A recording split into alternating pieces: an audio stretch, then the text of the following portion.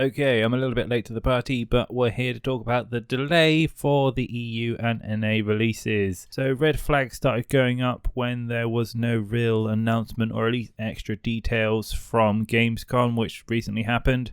And then people began to theory craft that Amazon just didn't care about the project or they're going to mothball it. And looking at their previous history, then it probably won't be too far of a guess from the truth.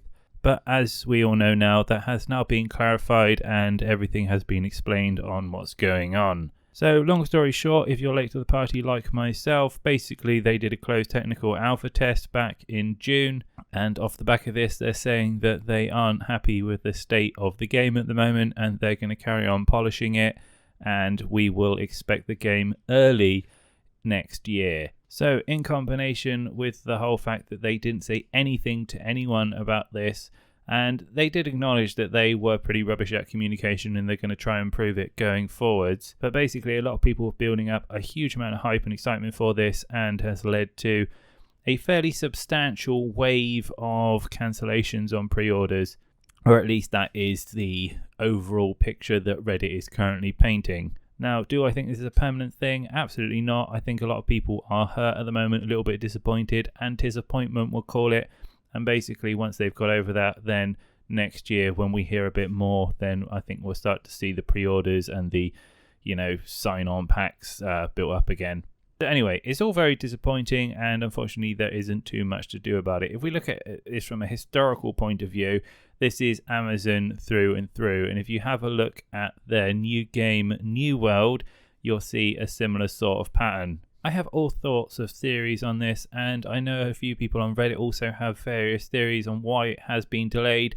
I think the overall feeling is that there just isn't that many staff working on it at the moment, and the majority of developers inside Amazon Games are focused on New World. Now, considering that has been delayed 3 times and also been under the social media hammer a few times as well, there's a lot of eggs in the basket for this one. Considering Amazon also have done 3 releases so far, 2 of them have been redacted and put in the bin, and this is kind of their last ditch effort, I believe. Outside of just being the, guardian of an IP they didn't develop themselves, which is Lost Ark. But basically, once New World has got out the gates and it's gone through its waves of either grief or success, we'll start to see the effort put back into Lost Ark and things back on track. Because, I'm not being funny, I've been the Russian version for God knows how long now, and they've managed to produce a language pack. Now, albeit it has been translated via,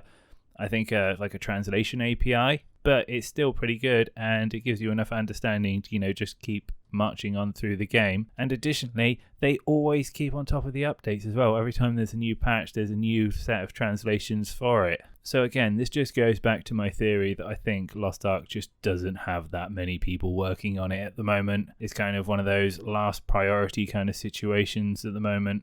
Anyway, if you're still looking to get into the beta, I do have some details. So the closed beta is going to be running from the 4th to the 9th.